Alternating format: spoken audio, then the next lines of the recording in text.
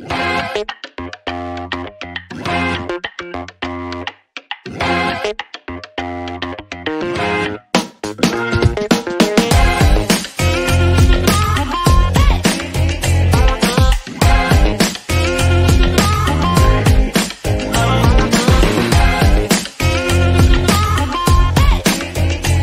what's up? Hello, everybody. Welcome back to Roll Pod, an Alabama sports podcast from Bama 247. I'm Cody Goodwin, joined by both Mike Rodak and Alex Scarborough. We have a lot to get into today because a lot happened on Saturday night at Bryant-Denny Stadium in Tuscaloosa. Alabama defeated Georgia 41-34 in a wild, crazy, incredible, exhilarating, insane game. I'm probably forgetting some words there. Many are calling it an all-time classic between two of the SEC's premier programs. Crimson Tide now 4-0 overall, 1-0 in the SEC play, and are now, according to the AP poll, the number one team in the country.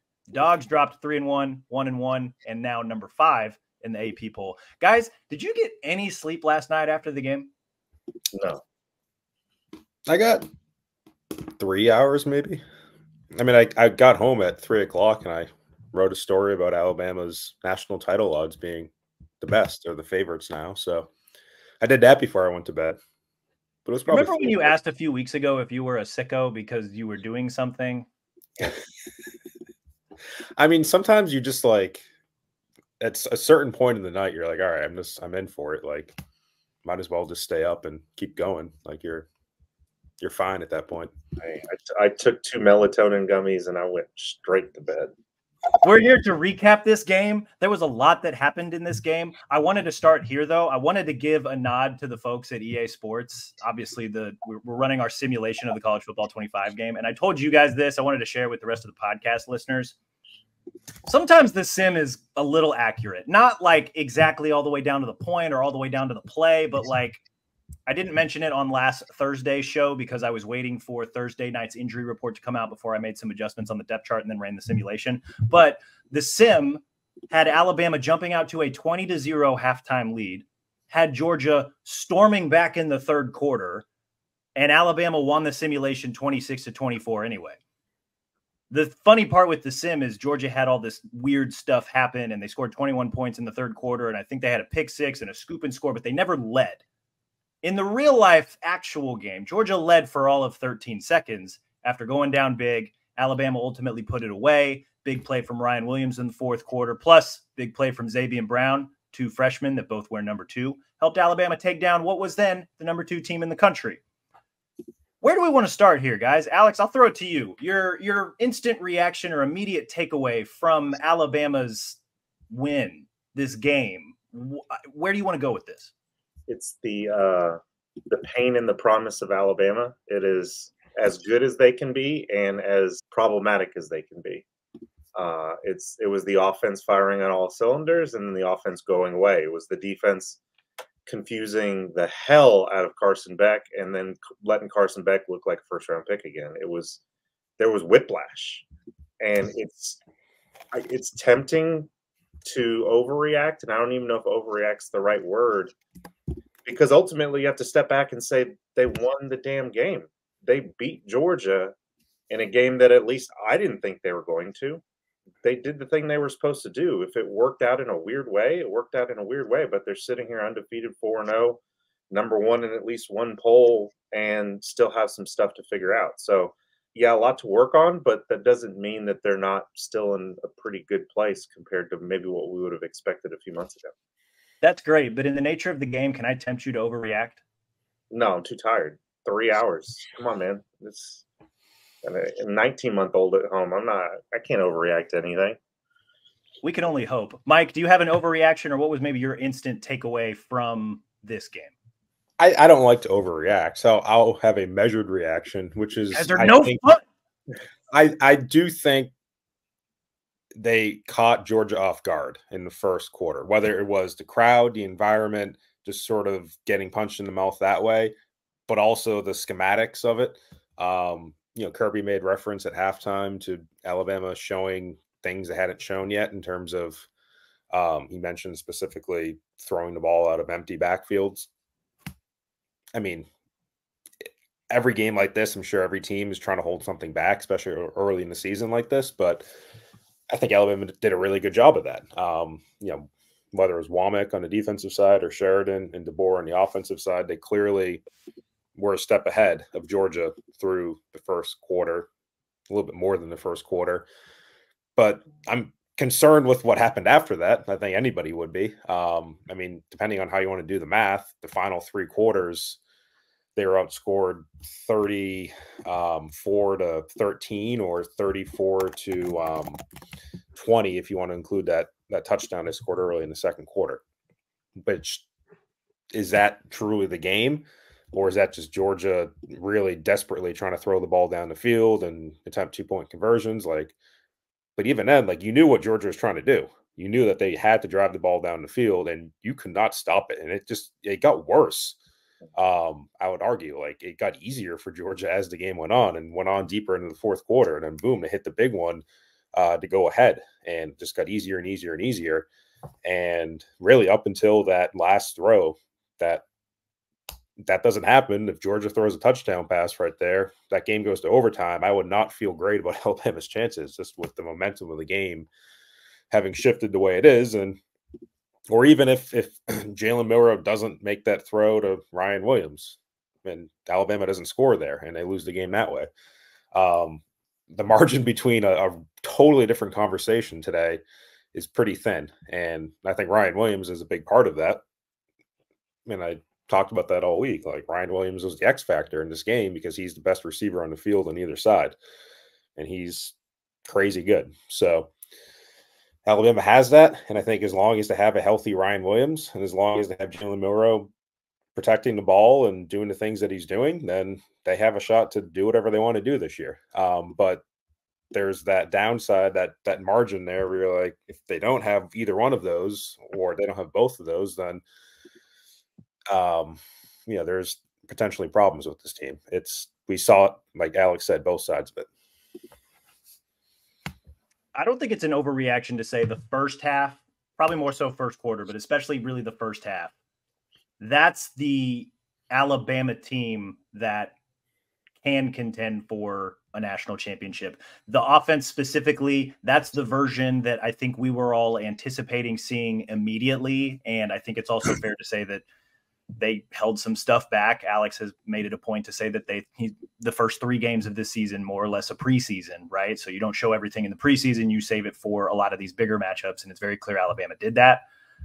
We got to see an unlocked version of Jalen Milroe, maybe another level up of Jalen Milroe that we hadn't seen yet. You mentioned Ryan Williams, obviously the hero of the game. I think he's probably everybody's game MVP, although I think there's a case for Xavier Brown if you want to make that.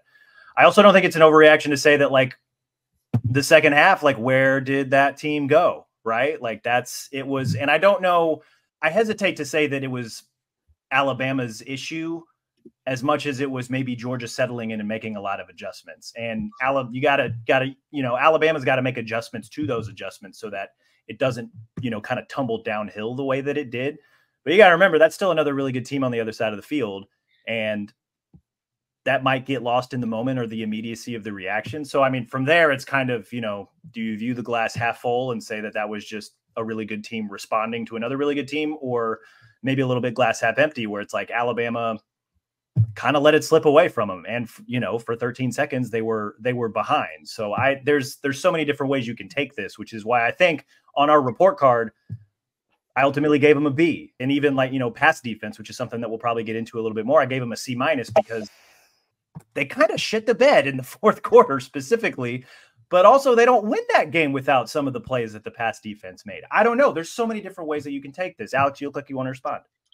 Yeah, it just reminds me when you let a lead like this go away and you see 10 or 11 guys catch passes, you see 7 guys in the secondary. They rotate so many people where it's are you doing that because you think you've won the game and you can let off the gas? Because that's not how this works in the upper echelon of the SEC. It's not how this works against Georgia. You need to know who's on the other side of that field and the fact that they're going to keep coming. And even Nick Saban talked about it at halftime. They're coming back. This is not a team that's going to go away. So I think you can you can applaud the coaching staff for having a great game plan while also still being concerned about the fact that they didn't adjust the way Georgia clearly did. Right. And that's the thing that, again, I don't want to be too concerned because a win's a win against Georgia, and it's arguably one of the top 3 teams in the country even today. But that's one thing I think we're all going to be looking forward to moving forward, because as good as Georgia's offense looked in the second half, I think we're all going to sit here and go, what happens against Tennessee? I think that's the game where it's like, now that it's on film, how to attack this defense. Can Tennessee take that and work with it? And how does Alabama therefore adjust to it?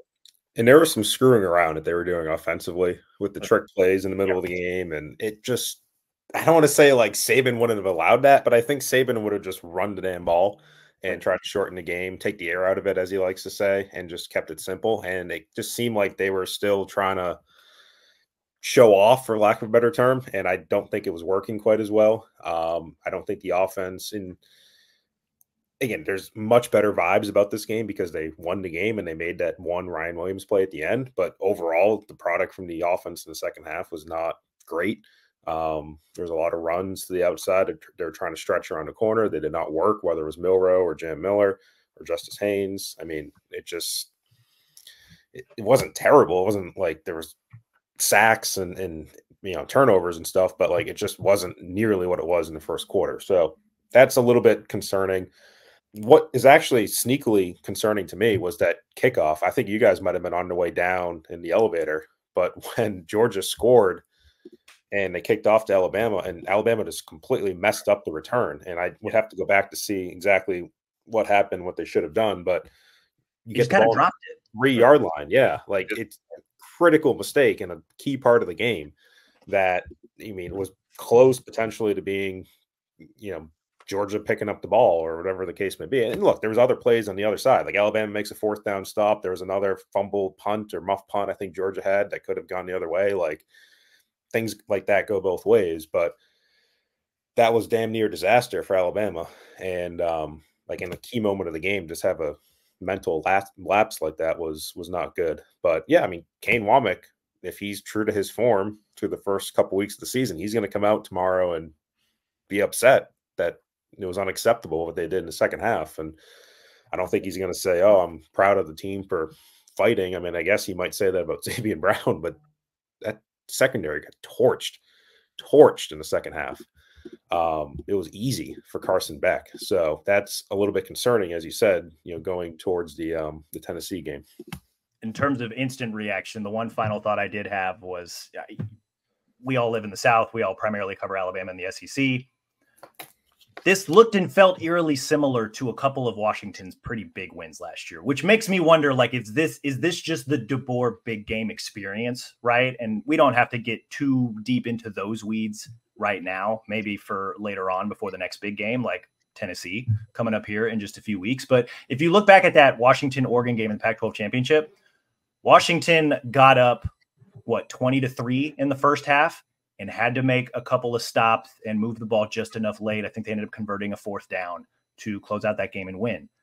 CFP semifinal against Texas, pretty back and forth for most of the game. Washington takes over in the 4th quarter, goes up by multiple possessions, but then they allowed Texas to kind of sneak back into it. And we all saw what happened at the end of that game where Washington had to make a play and Texas didn't fully execute, and the Huskies survived and advanced to the national championship game. Now you've got this one where they jump out to a 28-0 lead. They're up 30-7 at half, and Georgia just charges back, and different players, different schemes, different coaches, different whatever you want to say. I don't know, man. Once is an accident, 2 is a trend, 3 is evidence. Like, this could just be what DeBoer's teams do in big games. And you got to give them credit for winning the game, but also, like, at what point is this going to catch them, right? Again, I don't know if there's like specifically a trend towards him and his staff. Like maybe there is, maybe there isn't. But I'll say this: like if they had lost this game, which they were losing by 1 point with 2 minutes to go, they're pretty damn close to losing it. The conversation today would be about, would this have ever happened under Nick Saban? That absolutely would be the Feinbaum, whatever conversation out there. The talk radio conversation was, Nick Saban would never have allowed his team to give up a 28-point lead at home. And again, I don't know what tangibly you can kind of take from what Kalen DeBoer is. I think maybe that's a little bit overrated in terms of the coaching and the focus and all that, but I do think it would have been a topic of conversation at the very least. But I think, as always, the truth is probably in the middle. You go back to last year's games against Ole Miss, against Tennessee, tale of two halves. They were terrible in the first half of both of those games. They looked great in the second half. I don't think the true version of Alabama was either one of those. I think it was somewhere in the middle. I think that's what we saw by the end of the year against Michigan, was somewhere in the middle. And I think the true version of Alabama is somewhere in the middle of this game. Yeah, as you were talking about that, Cody, I was thinking about a rather famous Nick Saban pregame speech, "Make their ass quit." They nearly did that, but you actually have to do it. Like, that is a thing at this level of football. You can't give them oxygen. And there were moments where they could have just put the game completely away, and they didn't do it. Again, you have to step back and say, well, what is Alabama's true potential? Were they just playing above it and then they came back down to earth?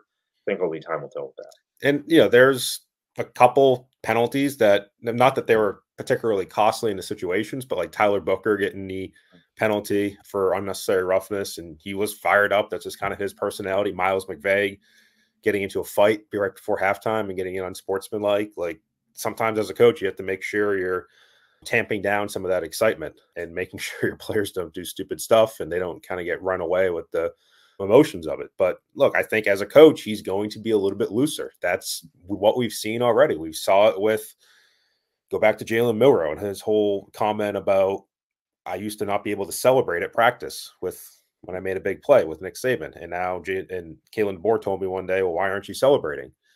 And then I realized I can do that, is what he said. You had Tyler Booker talking after the Western Kentucky game about how we had a little bit more fun in the locker room and after that win than we used to in the old days. So there's a little bit more looseness and DeBoer allowing his players to enjoy things a little bit more. And I think that's fine as things stand. But again, you lose a game like this, and that's going to come to the forefront, and people are going to start comparing you to Nick Saban in a bad way. And I don't think that's what you want in his case. To be fair, if we're going to do the what if thing, what if they lost? I think, what if CJ Dupree just holds on to the football and doesn't bounce directly into somebody's hands? I think the game has a totally different complexion. Or any of the fourth down situations, that's what DeBoer was saying after the game too on his TV show, is like, we could have put the game away. But that's, again, it kind of speaks to having the mentality to put the game away. And remember, if we're going to make this a DeBoer versus Saban thing, when not long ago we were in Pasadena and Alabama could have put the game away and didn't, and that was the other coach. So you got to learn to have a killer instinct sometimes, and I think this team is still trying to find that. Funny that the killers, if you will, I don't want to necessarily use that word, but they was their freshmen. Ryan Williams had kill everybody on his eye paint, so I guess I can call him a killer. But it was your two freshmen of all people. You talk about like maturity, like those were the guys that sealed this win for you. Kalen DeBoer's lucky for his own sake that they won that game. Obviously, like it would have been a rough Sunday if he hadn't, losing by 28, a 28-point lead at home. I mean, that would have been rough. I think I remember turning to you, Alex, while we were sitting in the press box. Just, your foot's on their neck right now. Like, you've got to press down on it. You've got to close this. And if you're able to do that in the third quarter, this could be a totally different tone, right? At the same time, one of the things that I wrote in the report card, right, had Georgia completed the comeback and won, this grade would be very different. So we still, again, do have to give them a little bit of kudos for pulling it out and finishing the job. The offense, 547 total yards of offense. 90% of that came from one Jalen Milroe, threw for a career high 374 yards, ran for another 117, 4 total touchdowns, 2 passing, 2 rushing. All 4 games he's had multiple passing and multiple rushing touchdowns. Ryan Williams continues to be the sun, the moon, and the stars for this Alabama offense. 6 catches, 177 yards, and a touchdown. Crucially, 75-yard touchdown in the fourth quarter that gave Alabama the lead back for good. Mike, I'll start with you. What did you like about this offensive performance?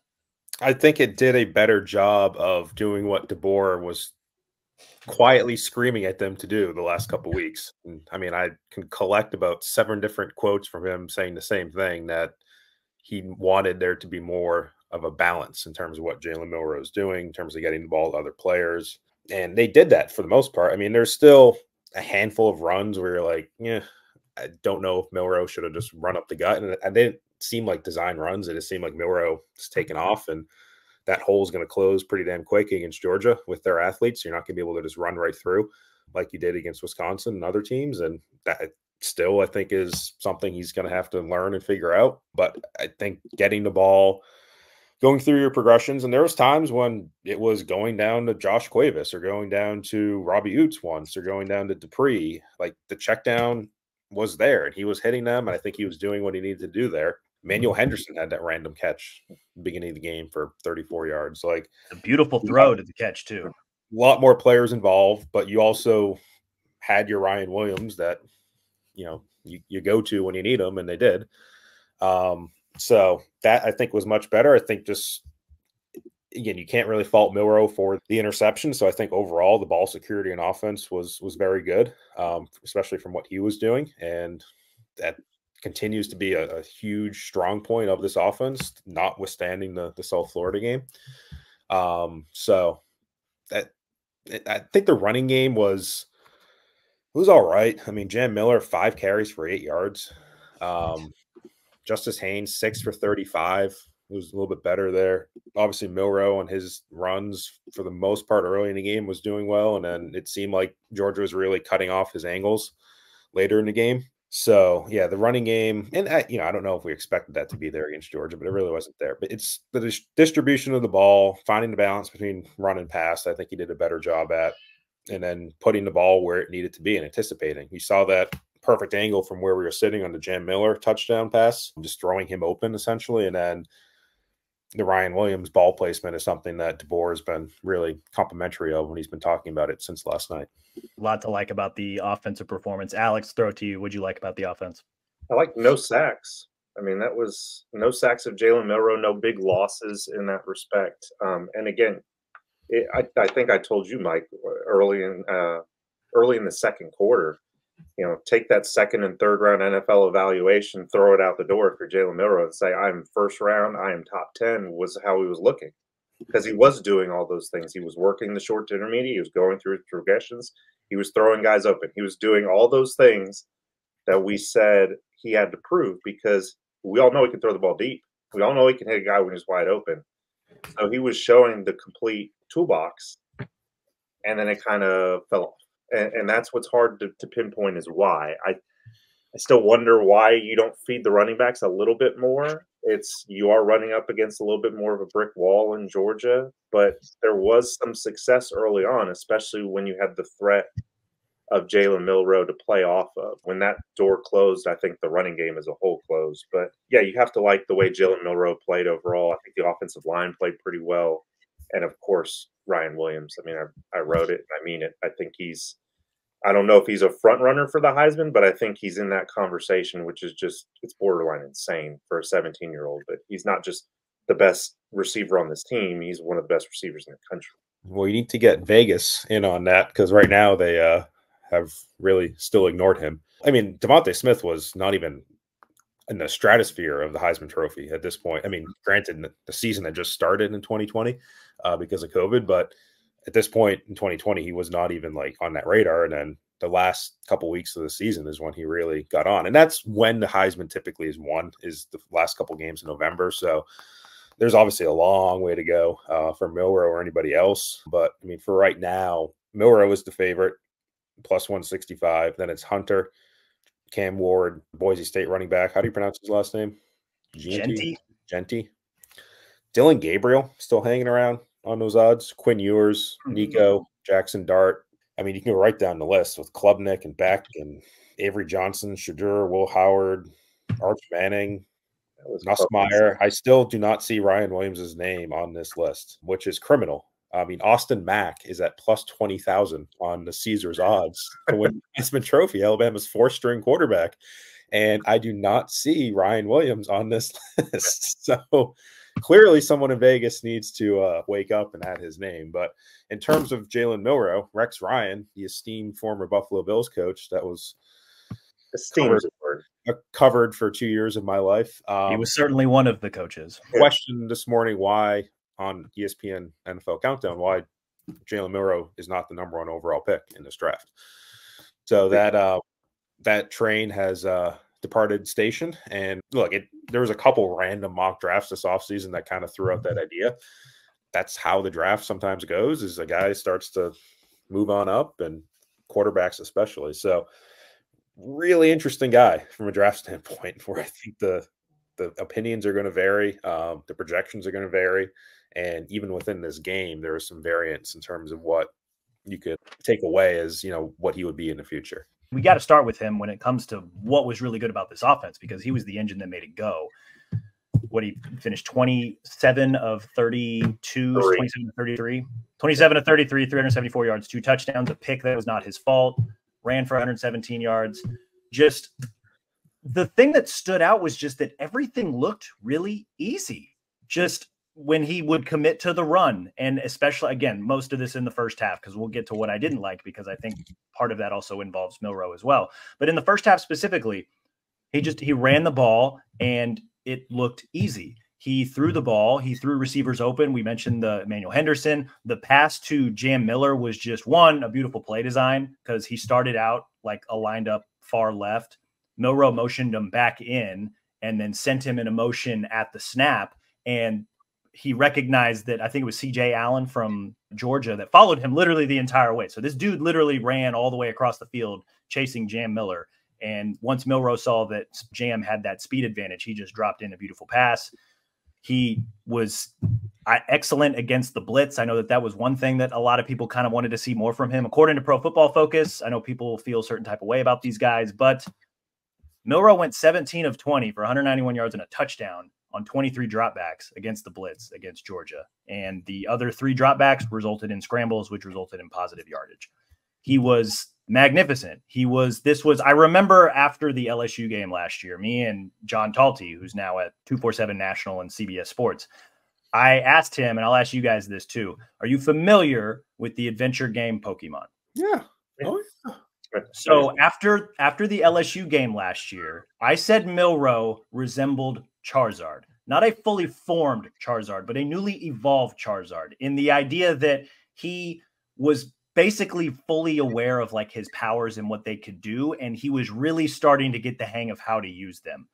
Last night's version of Milroe was a leveled up, souped up Charizard, who not only understood all of the powers that he had and possessed and everything that he can do to affect different plays here and there, but he also knew how to use it, and he also knew how to use his skills to his advantage to impact and affect the defense while they tried to throw different things at him. Like, there were multiple times where Georgia sent numbers basically at him, 4, 5, 6 rushers, and he would just, okay, like CJ Dupree's right there over the middle of the field, 15-yard gain.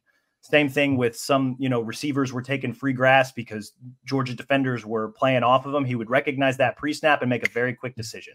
And it was just really impressive to watch that leveled up version of Milroe. I feel like this is the version we were waiting to see of Milroe under Kalen DeBoer. We talked about how much of a quarterback savant he was, but really hadn't seen anything, I don't want to say not special through the first 3 weeks, but we kind of saw like, okay, like he's kind of maximizing what we already know about Milroe. Last night was a massive step up, at least in the first half. And I was really, really impressed by it. And it was just so much fun to watch. We're going to use 90s video game references. I think we should use Zelda, the Ocarina of Time, when he sticks the sword in the stone and he turns into like an older, more advanced version of himself. Old Link in Super Smash Brothers, not young Link.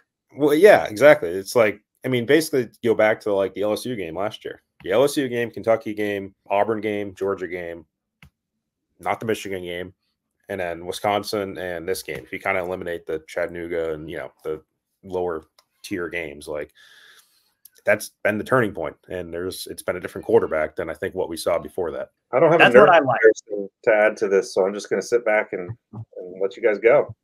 I think you should add an 80s Pokemon video game, a He-Man reference, maybe G.I. Joe. It's like Galaga when you pull off that cheat to get 2 shooters. Like, that's what Milroe was last night. He was just like, I'm going to kill you multiple different ways. Like, try and stop me. I just saw quarterback development. However you want to put it, that's fine. Join in on the fun, Alex. It's okay. The children of the 90s. Yeah. Look, I love the way Milroe played last night in the first half. In the second half, I found myself, especially while rewatching the game, a little bit frustrated with not just the play calling, but maybe some of his decision making. It looked as if, again, I'm not going to claim that I know exactly all the play calls and what the certain reads are and what the decisions he needs to make are on certain plays, but it appeared as if he had options to either hand the ball off or potentially make a quick pass, and he opted to tuck the ball and run instead.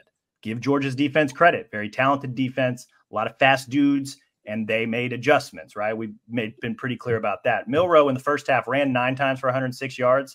Second half, 7 times for 11 yards. I felt like there were moments where he could have handed the ball off to Justice Haynes, who on his very first carry of the game, 23-yard run down the field, ended up averaging 5.8 yards per carry, 6 carries for 35 yards. Could have probably gotten him the ball a little bit more, could have gotten Jam involved a little bit more, could have maybe hit a few more of those easy access throws that we saw at times to CJ Dupree, and he hit Kendrick Law on a short one and let him turn around and become a playmaker. Jeremy Bernard was involved here and there. It felt like there were moments as the offense stagnated that Milroe just kind of tried to put the cape on and do everything himself, as opposed to maybe being a little bit more that point guard that he was in the first half. And it would have been nice to see him distribute a little bit more.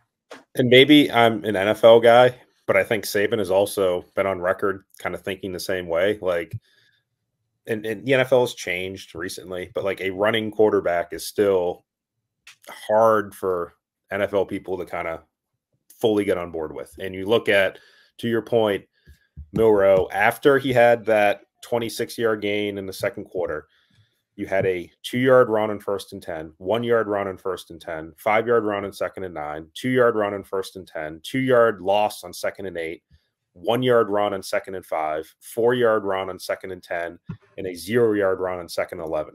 Yeah, that's like 7, 8, 9 ineffective plays right there, because the quarterback thinks he can make a play with his legs, and you can't against high-level talent like that. It's going to be true for him in the NFL. It was true for him in this game after that first, kind of wave of the game.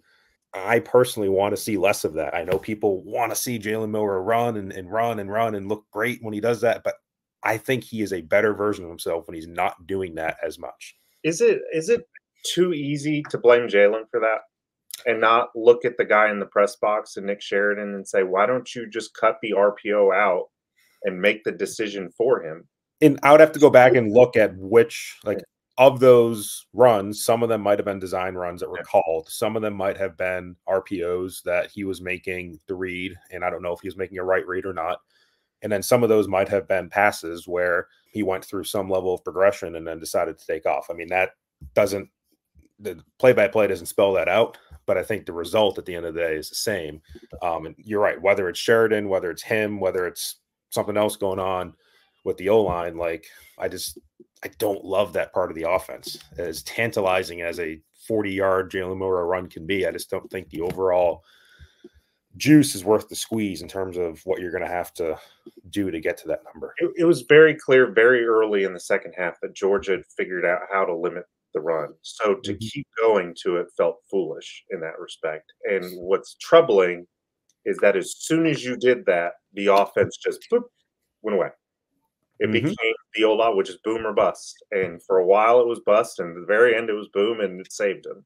Yep. But it's like you got to bring multiple things to the table, because good defenses, athletic defenses, hello Tennessee, are going to figure out a way to say, well, the best thing you do, the thing that unlocks everything, is Jalen's feet and being able to pick up 10, 11 yards on the run. We're just not going to let you have that. You're going to have to do it somewhere else, and they've got to adjust to that. I'm not saying they can't, but it's a little troubling that there wasn't an immediate answer when it became, again, pretty clear from the press box where we were sitting that wasn't going to happen the rest of the night. 30 total rushing attempts. The box score says 32, but I'm taking away the 2 final kneel downs. 30 total rushing attempts, 16 of them by Jalen Milroe, which means only 14 combined between Justice Haynes, Jam Miller, Jeremy Bernard, Kendrick Law also got some end around carries. I think that's a little too much. I think that, to continue with the Charizard analogy, Jalen Milroe was a level 60 Charizard last night. I think if he can find a good bet, which is good, right? That I have no idea what that means. That can get you. I assume it's on a 100 level. I'm just assuming. As someone who played a lot of Pokemon growing up, level 60 is. No. You played a lot of Pokemon growing up? What gave it away? I did too, but I don't remember any of that crap. That was 25 years ago. Let me finish this thought before I forget it. Level 60 Charizard can get you to the Elite Four. You know what'll help you win the Elite Four? Level 70. How does he get that next level up? I think it's determining how to make the proper decision in terms of when to take it himself and when to become that point guard and hand it off. Because the other thing that I was thinking about as well is Wisconsin game where he handed off to Jam Miller for that long touchdown run. Part of what made that hole crack open for Miller was, one, the offensive line and the tight ends doing a really good job blocking, but two, Milroe faked as if he was going to continue to run outside because he had success with that all game long, and that held the linebacker in place, which created such a massive gap for Jam Miller. Again, Georgia's probably fast enough where Jam may not be able to sprint 36 yards to the end zone, but if you can get 4, 5, 6 yards, chunk gains like that, because Milroe's running ability can hold the defense in place. And we saw that a few different times during the first half. Like it continues to unlock the offense, and maybe they don't hit that second half lull in the next big game. I don't know. That's just another thought. I agree. Every game is different. I'd say South Florida of all teams has done the best job of containing Jalen Milroe this year. And you wonder if they would have done it last year too. Like, it's the same defensive coordinator if he had played. So, who knows which Vandy, South Carolina, like Mizzou, like some random defensive coordinator might do a really good job against them coming up, and they have to adjust. Oklahoma, that could be a sneaky one. That's a good defense. Venables knows what he's doing. Not Auburn, but they didn't do it last year. But yeah, Tennessee's defense is good too. I mean, we talk about Nico on that offense, but like that defense is they thump, man. They're good. Yeah, but I still think there's too much football. There's too many variables left to singularly point to the Tennessee game as like the last hoorah for somebody to stop Alabama this year.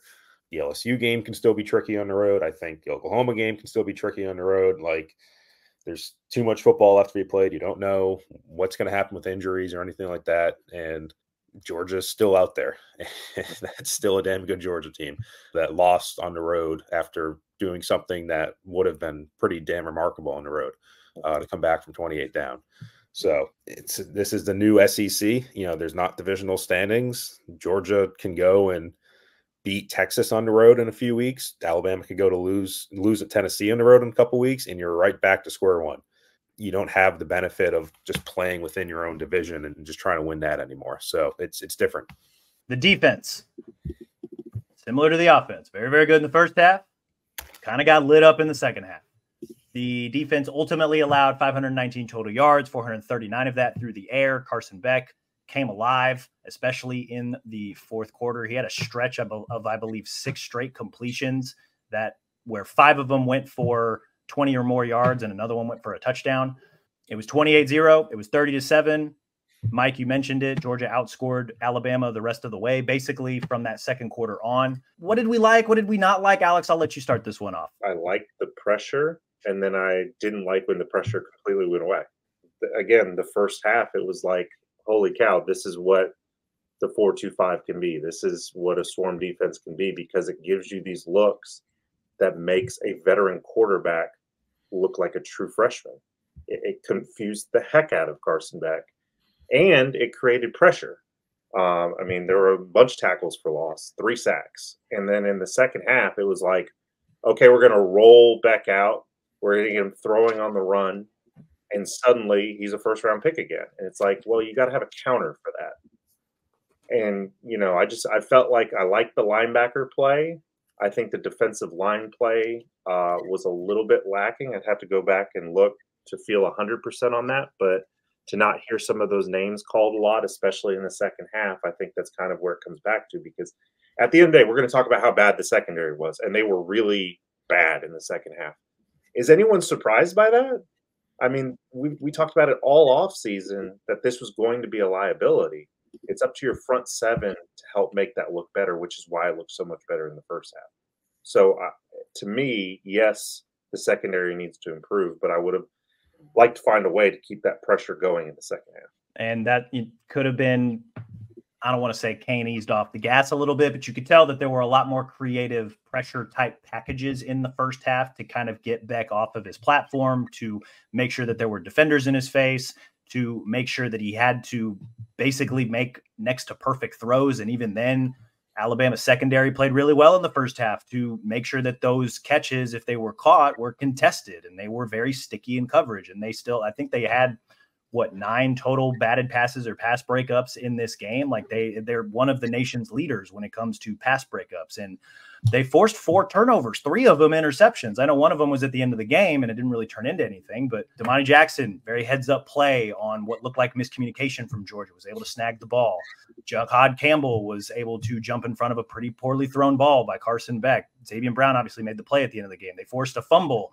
Quay Russaw was able to look like he was kind of spying or playing contain, and then flash that ridiculous closing speed that we've heard about throughout camp and through the early part of the season, was able to force a fumble. Jamarian Lathan jumped on top of it. Even despite all that, they gave up the lead for 13 seconds. It was, I don't know. Mike, what was your reaction, or what are your thoughts on the defense? Yeah, I think it's one of those games that I think the initial emotion and the adrenaline rush, like, players are going to be thrilled of what happened. And then they sit in the film room today or tomorrow or whenever it's going to be, and they're like, oh, a lot of things that we need to fix here, probably more than the first 3 games. And, you know, it's putting more on film. Like, I think obviously, as we've talked about, like, they threw their initial salvo out to Georgia. I thought Kane did a really good job with that. And then Mike Bobo, who's more experienced, and Carson Beck, who's really experienced, just figured it out. They were just slicing it. And now, you know, Nico and Heupel are going to be sitting there looking at this, and Drinkwitz and whoever the quarterback is in Mizzou. Brady Cook. What to say, Drew Lock. Like, they're going to be looking at Luther Burden. Like, you know, you're right down the list. So it's out there. And, like, the more you show from Alabama, the more you have to adjust and evolve yourself.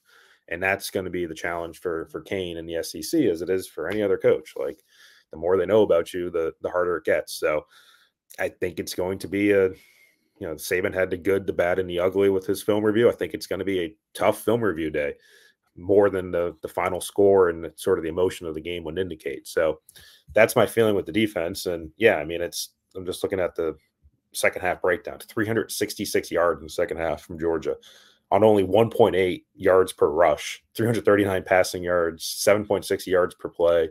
Even with 2 turnovers, they still managed to do what they did in the second half. So, you know, I don't know if you're going to play an offense as good as Georgia. Like, Tennessee's right there. Probably, yeah, Tennessee's probably a better offense, and their defense is hella good. But you might see Georgia again. Like, it's a long season, folks, and you just got to continue to evolve, and that's what DeBoer has said, and I think it's on point that they need to keep getting better. It's fun to win in September, but it's more fun to win in December. The deep passes that Beck had, I think if I ran my numbers last night, I ran them pretty quick. Started 12 of 27 with 2 picks, and I believe the fumble was mixed into that as well. Finished 15 of 24 for 317 yards and the 3 touchdowns. He hit on chunk play after chunk play after chunk play. I mentioned 6 consecutive completions at one point, where 5 of them were 20-plus yards, and the one that wasn't still went for a touchdown. He had a 21-yarder to Evans, where looked like Evans just kind of found a spot in the zone, and Beck was able to hit him. Had a 34-yarder to Young, who beat Jalen Mbakwe in coverage. Had a 30-yarder to Jones, who beat Keon Sabb in coverage. He came out of the backfield in motion, and Sabb just looked like he got a little lazy in covering him because he was too busy watching Beck's eyes. The 47-yarder to Arian Smith was a back shoulder throw, and then the 67-yarder to Bell hit a double move to get Keon Sabb to bite, and Beck hit him over the top, and he did the rest. So part of this, I think, will be, I'll be curious to see what the secondary players say about their film review and what the coaching points were from that. The other part of this too, and I know I said this at the top, you got to give Georgia a little bit of credit for adjusting, and Alabama probably could have done more in the way of continuing to apply pressure on Carson Beck. Because again, I don't think they did nearly as much in the second half as they did in the first, especially after, they forced a 3-and-out to start the second half. And then after that, it didn't seem like they were really sending a ton of pressure, or if they were, it just clearly wasn't working. So give Georgia a little bit of credit for either mitigating it or just, Carson Beck just finally calming down a little bit, it seemed like, and being able to figure out where the holes in the defense were. So I don't know. When it came to the report card, I know I said this earlier too, I gave the passing defense a C- because yeah, they looked horrible. They also made a lot of plays throughout the game where Alabama doesn't win that game, or doesn't, not even in position to win that game without some of the plays they made. So it's kind of, I don't know. You say good, bad, and ugly. I don't know which one basket's going to have more plays than the other. I don't think I think it's even across the board. It's again, you saw what they're capable of in the good and the bad, and you got to figure out where the water level is within that. Play of the game. I feel like there's a few of them here, but Alex, I'll let you start since you smirked. There's only one. There's only one. Let's be real. I feel like there's a case for Xavier Brown's pick because of what that kid went through during the game. Yes. Yeah. And Carson Beck literally just played catch with him. That was a terrible pass. Well, okay, here's my argument. Xavier Brown gave up the touchdown to Arian Smith that began the Bulldog cascade of points, right? It was the first of the 3 fourth quarter touchdowns that ultimately resulted in Georgia taking the lead. Obviously, we know the play that you guys love. I loved it as well. 75-yarder to Ryan Williams, who did all sorts of magic tricks to find his way down the field and score the touchdown and give Alabama the lead for good again. But on that final drive, Georgia still drove down to the 20 with less than a minute left. And I believe it was 2 plays before Xavier Brown had the pick. Beck threw at him. Like, Xavier Brown was the most targeted Alabama defender last night. He was faced with 10 targets. He gave up 5 catches for, I think, 100-some yards and a touchdown. But, like, they were throwing at him all night. And 2 plays before that pick, they basically ran the exact same play, and Xavier was out of position. And it resulted in an incomplete pass because he found his way back into enough of a position to force an incompletion. But then 2 plays later, this is where I want to give Xavier Brown his flowers. I think he registered that it was the exact same play. And instead of just throwing his hands up to force an incompletion, he turned around and made a play on the ball. And that, to me, like, to have that much growth over the course of a game, but especially like to be able to re-recognize that in real time as well as he did, let's give the kid his flowers. I thought that was really impressive. And you'll recall that's exactly what Kane Womack harped on during the spring and in the summer was like, look, he's going to make mistakes, but this guy doesn't make the same mistake twice. And that's what you want from a young guy. If you can learn on the fly, you're really good. Now, because I know Mike is going to take the Ryan Williams play, and it is the best play, I will say there's 2 of them. Jam Miller's block on that early touchdown where he just blew up Jalen Walker, he's going to play in the NFL on Sundays, popped his helmet off. That was really impressive. For running back, I don't know if we know if it was a block or if it was just a really late Milroe saying, I'm going to pull this so you can take the hit and I'm going to run for a touchdown. Popped him. His helmet didn't fall off for no reason. Miller fell backwards, but yeah, the helmet came off. It was really interesting physics going on there. He hung in there and he gave the block that freed up that play. And I thought that was really impressive for a running back to do in that moment. There have been a lot of guys who would have olayed that and said, good luck hitting Jalen Milroe. Can I just go? Obviously, yes. Ryan Williams' catch. And honestly, of the 2 catches, his second one was not as impressive, like in relative terms, than the first one. But the second one still had just ridiculous. It's like the Matrix. Like, I don't know if you saw Jim Nagy, the Senior Bowl director, who had the slow motion videos of it on Twitter. And it's just like you're watching it. Like, there's multiple aspects of both of those that are just insane body control for.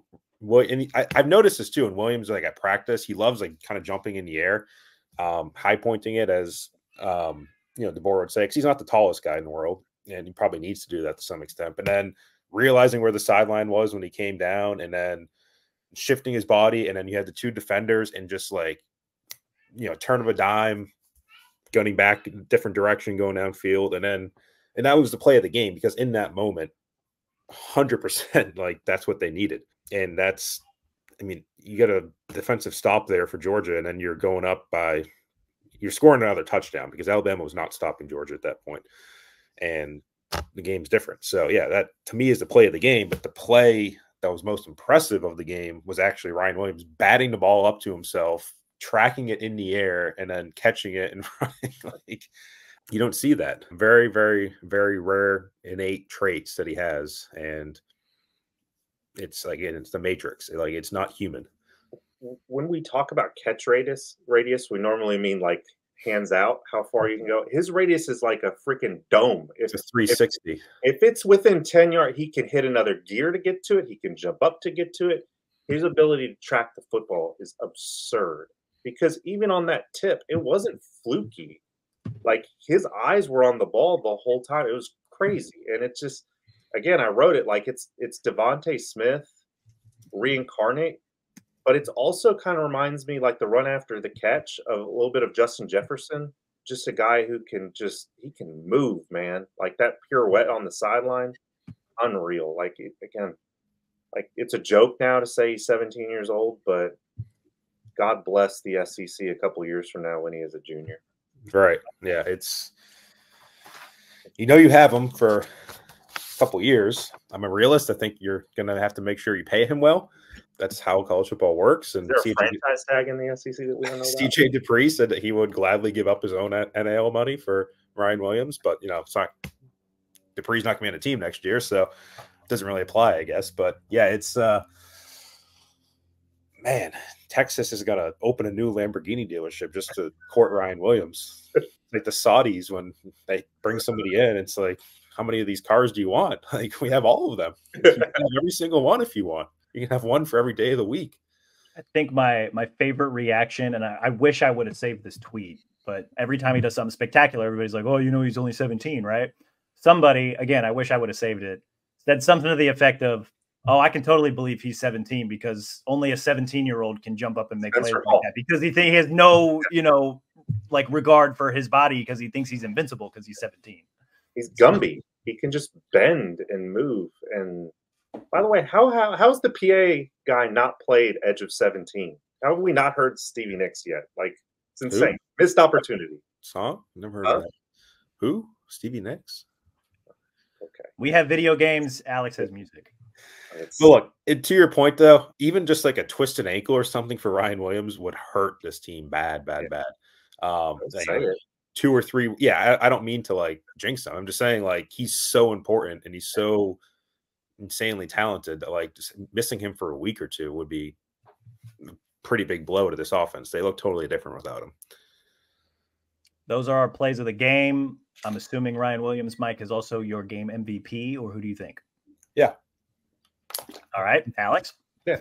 I'm going with Milroe. We saw him take another level last night, and it was insanely impressive. It was insanely fun to watch. You could just tell he looked more and more like a full, complete quarterback. He was beating Georgia every which way. We saw him closer to what we believe his ceiling could be under a coach like DeBoer, under a brain trust like what Alabama has on the offensive side of the ball now.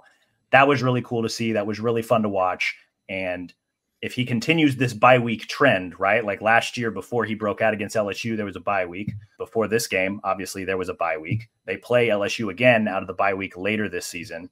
Will there be another substantial jump after that, after they're able to take a couple weeks and really dig into the film and figure out what he needs to improve on? Again, at this point, it's little minutia things that's going to take him even further to the top. But holy cow, he was fun to watch. Like it was really insanely impressive. And they don't obviously win the game without Ryan Williams, but they're also I don't believe they win the game without Jalen Milroe either. If we're getting like nitty gritty of like most valuable, I think Ryan Williams can still make those catches if Ty Simpson's throwing him the ball. But I think if Jalen Milroe's throwing Kobe Prentice the ball, like I think the replacement value is higher with Ryan Williams, or the drop off to replacement is higher with Ryan Williams. Arguing valuable versus outstanding. It's right. Because I don't think Ryan Williams, there were no periods where we said, man, Ryan Williams really got taken out of this game. It was when he just didn't get thrown the football. The first time we say that will be the first time we say that. Yeah. To wrap up today's show, as we always do, one question we have about Alabama moving forward. Alex, I'll throw it to you. I have one question that's not about Alabama. Is Mike going to say something nice about Kentucky? No, I was actually, as you were saying that, I thought you were going to ask him about Cole Adams. I thought he made a nice little play over the middle there. He also fumbled the kickoff, by the way. I don't know. Like Kentucky, I think their defense is good. Like it's legit based on what they've done in the last 2 weeks. Deion Walker is really good. I believe your exact quote in picking Ole Miss, which we all did. Let's be fair. We all missed the Ole Miss Kentucky pick. Mike said the best offense nobody's talking about, which was held to 17 points. And look, if Ole Miss does what they did the first 3 weeks over the rest of the season, that could be true. I think Kentucky's defense is really good. So maybe that's just the buzzsaw they ran into. I'm giving Kentucky praise. So like, yeah, it's you look so uncomfortable doing it. I still ranked them like 9th in the SEC in my poll ballot today, but like I don't think they're going anywhere. Yeah. All right, who are the two that we're going to bog? Just run through 1 through 8 real quick for me. Texas, Alabama, Tennessee, Georgia, Mizzou, LSU, Ole Miss, Oklahoma, Kentucky. They're better than Oklahoma. Oklahoma, who did they just beat? Auburn. Yeah, and? Yeah, you're right. I don't know. That Ole Miss, Oklahoma, Kentucky thing is a little bit tricky to me because I feel like we've seen different versions of it. Kentucky lost to South Carolina. They have the worst loss of those three. Oklahoma has the best loss against Tennessee. Ole Miss has the middle loss to Kentucky. So I don't know how to pick those teams. But I like the idea of adding a podcast segment where we have to force Mike to say something nice about Kentucky, or we just talk shit on each other's SEC picks. That's good. It's getting trickier because you have different, week to week things change, and you're doing 1 to 16. Me personally, I don't find it hard to say nice things about people when they accomplish things that are good. I picked them 9th in the SEC. That's nice. That's hard to do in this league. There's truth to that.